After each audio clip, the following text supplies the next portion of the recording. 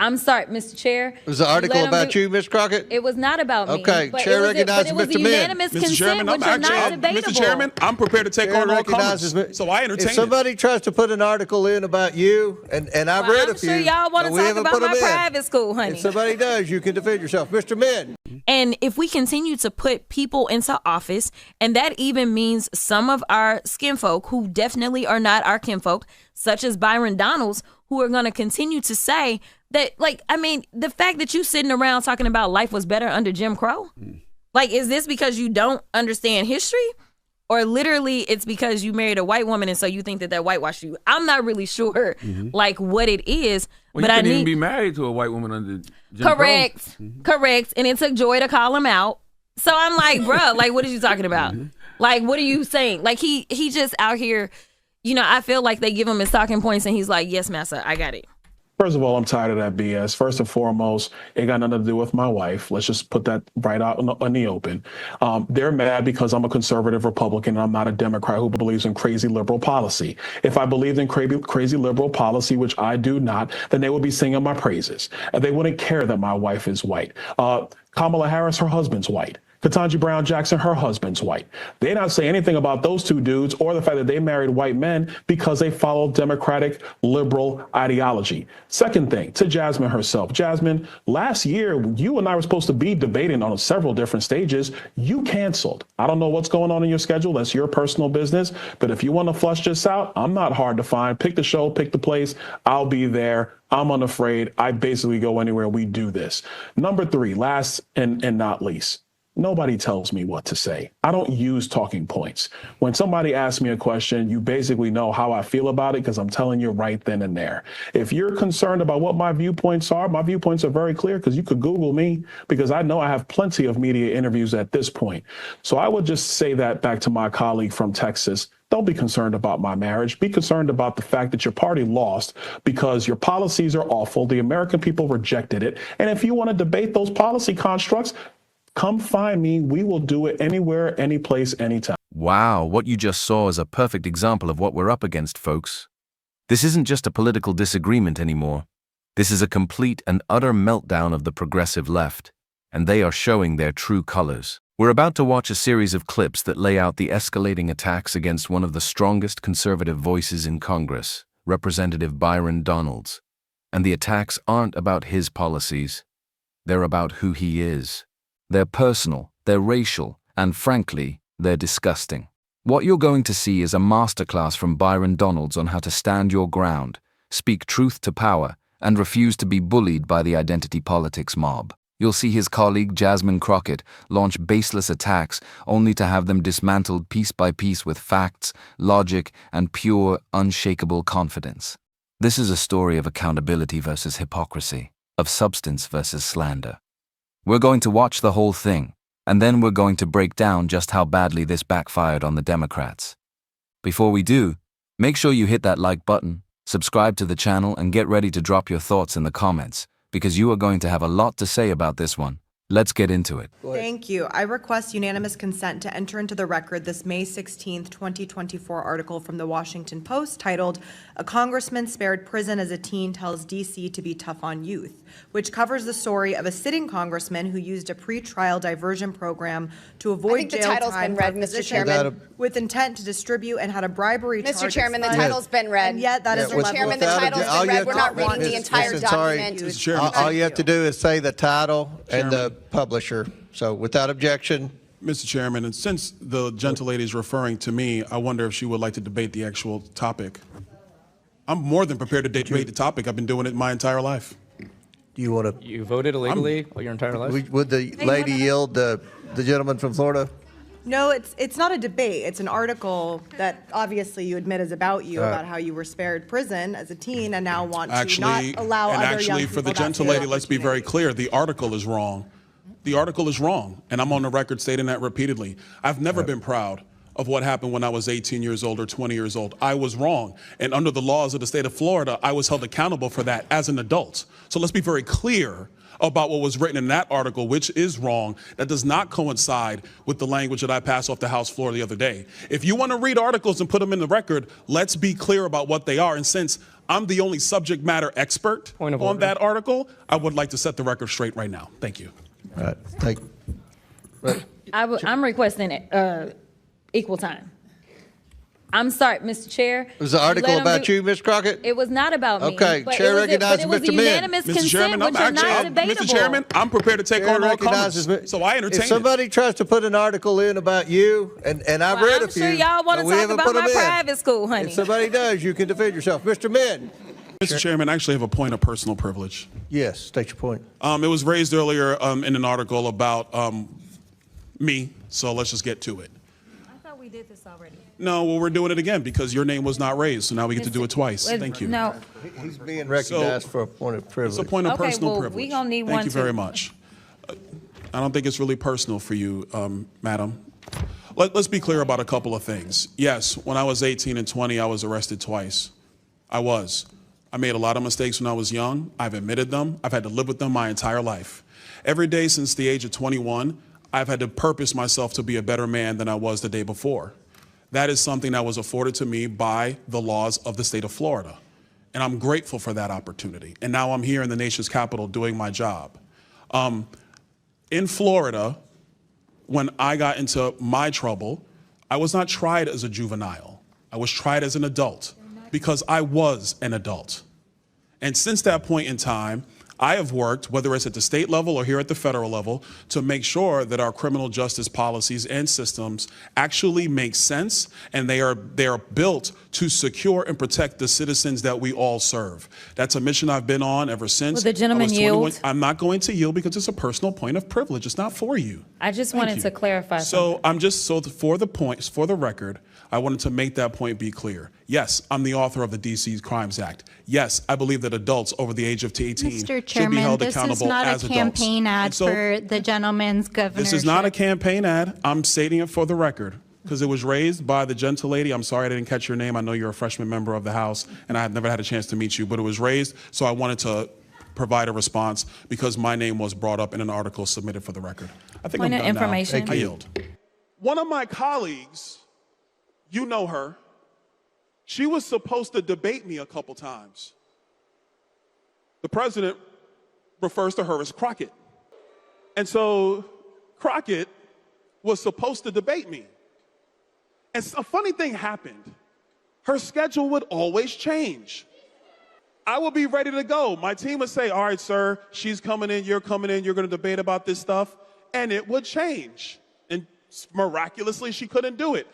And the reason why the schedule kept changing is because we understood very quickly that when you try to debate somebody who knows the facts, has the substance, brings common sense, and has a better argument, it's better for your schedule just to change.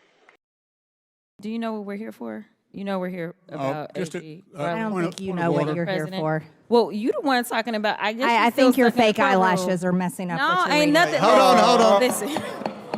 Order. Governor, you're wrong. You need to apologize to these agents. They're doing their jobs. They are Americans. They serve this country with honor and decency and respect. Do not diminish their work simply because you tried to make a cheap point that you could tweet. Chair, now recognize Mr. Donalds from Florida. Thank you, Chairman. To piggyback off my colleague, Governor Pritzker, how much does the state of Illinois spend on illegal immigration every year? Again, illegal immigration, that's a federal responsibility. They could tell how much is wasted as a result of their failures. Governor, don't you keep track of how many people are on your Medicaid rolls, how many people who are illegal immigrants in the state of Illinois who are getting actually benefits in your state? Doesn't your government keep track of that? They don't get Medicaid in Illinois or any state as far as I know. Governor Pritzker, you do not keep track of any public service dollars in the state of Illinois that goes to illegal immigrants or goes to people in your state who are not legal residents of the United States. and of the state of Illinois? You don't keep track of that. We absolutely keep track of our budget, and we're very closely, and in fact, it's been balanced for 7 years in a row, unlike the Republican before me, yeah. You know, it's interesting. I noticed that in the state of Illinois, you guys don't really keep track of your money, because I asked your mayor in Chicago similar question about a month ago, and he didn't have an answer. It was quite interesting. I think this might be an Illinois problem. Governor Hochul, in your state, you are spending about roughly $4 billion on illegal immigration. And at the same time, you are actually asking the federal government for $4 billion to finish Penn Station. Don't you think it would be better to stop funding illegal immigrants in your state and actually use those resources to finish Penn Station as opposed to coming to the federal government for the money?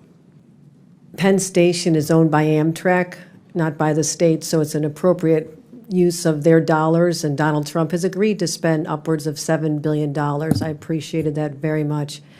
What we spend on immigrants, the immigrants who are here hardworking to live a life and working on our farms and taking care of our parents in nursing homes and taking care of our children, they have been coming here for 400 years. And we don't keep track of individuals based on their status. We make sure that people have services so we don't end up with an unexpected.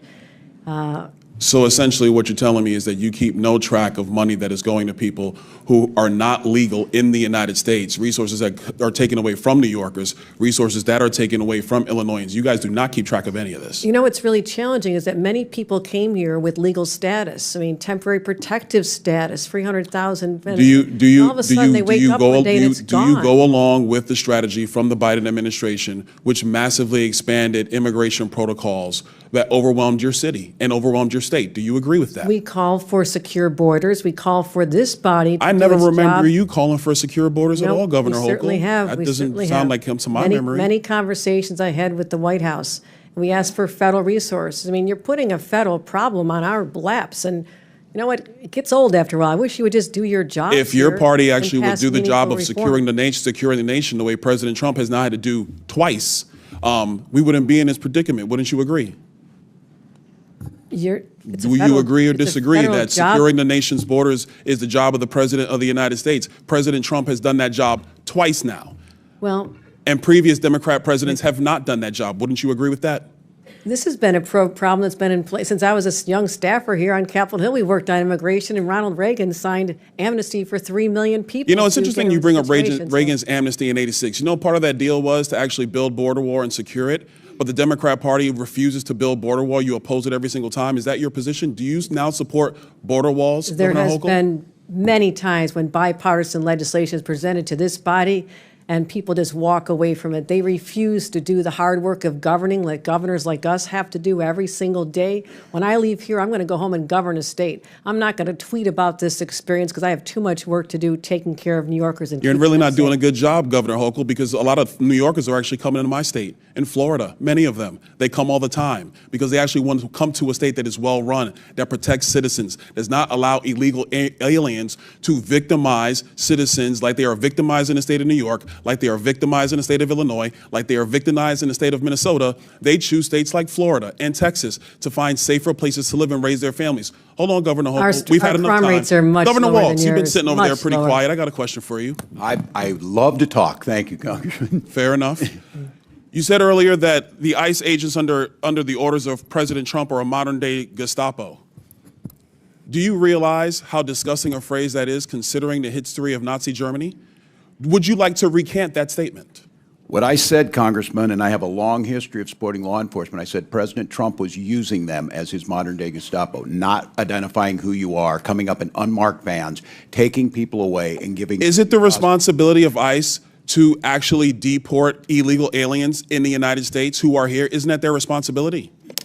Yes, it is, Congressman, except that the Constitution is not an inconvenience. It's not an either-or. Nobody said an inconvenience. And He have a responsibility to deport illegal aliens, and the president is going through that process right now. And let's be very clear, the previous administration, they abused every process there is under border laws to allow more than 10 million people into the country illegally. And this is a burden on all Americans. And so the president is doing his job. So it is sick to refer to Americans who are ICE agents as Gestapo. Governor, you're wrong. You need to apologize to these agents. They're doing their jobs. They are Americans. They serve this country with honor and decency and respect.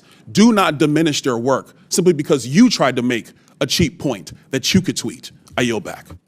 All right, so we just watched the whole thing. And honestly, it's even worse when you see it all laid out like that. This is a deliberate, coordinated effort to tear down a black conservative who dares to think for himself. Let's break this down piece by piece. It all starts with Jasmine Crockett on The Breakfast Club. And right out of the gate, she doesn't engage with his ideas. She goes straight for the jugular with a racist, demeaning attack. She asks if he thinks he's been whitewashed because he married a white woman. Let's just pause on that. Can you imagine the outrage if a Republican said that about a Democrat? It would be front-page news for a month. But here we have a sitting congresswoman who claims to fight against racism, using a classic racist trope to attack a black man because he doesn't conform to her political ideology. And it gets worse. She then mockingly says he's just taking orders from Republicans, saying, "Yes, massa, I got it." This is the modern left, everyone. They demand conformity. If you are a black American, you must be a Democrat. You must believe what they believe. If you don't, they will come after you. They will try to strip you of your identity, and they will use the most vile, racist language to do it. It's disgusting, and it's pure projection. But look at how Byron Donalds responds. He doesn't scream. He doesn't play the victim. He goes on a news show and calmly, methodically, takes her argument apart. He says, "I'm tired of that BS. It's got nothing to do with my wife." He correctly identifies the real issue.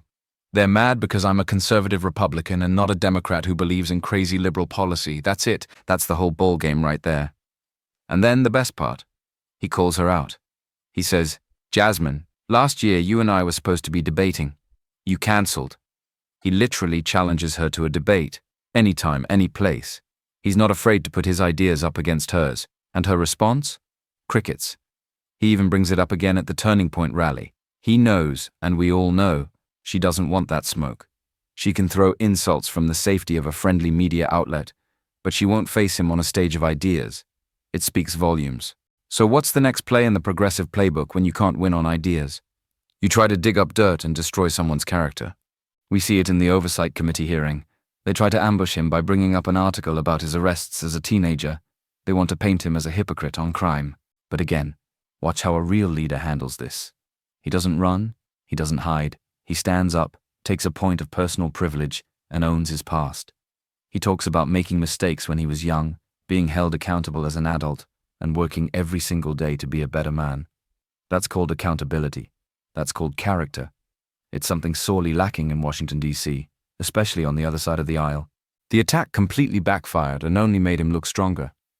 And finally, the clown show at the end. The hypocrisy is just breathtaking. The Democrats lose their minds, demanding decorum and respect. But minutes later, after getting what she wanted, what does Jasmine Crockett do? The very same person who called a black man whitewashed and implied he served a massa has the audacity to ask the chairman if it would be okay to attack someone for their bleach-blonde, bad-built, butch body. The mask didn't just slip, she ripped it off and threw it on the floor. It proves everything Byron Donalds has been saying. They don't care about decorum. They don't care about racism. They care about power. They use identity as a weapon to attack their opponents and as a shield to protect themselves. It's a sick game, and Byron Donalds just isn't playing it. What we saw in these clips was a man of substance and principle being attacked by people who have nothing to offer but division and personal insults. He stood tall, he spoke his truth, and he exposed their narrative for the fraud that it is. This is why they fear him. And this is why we need more leaders just like him.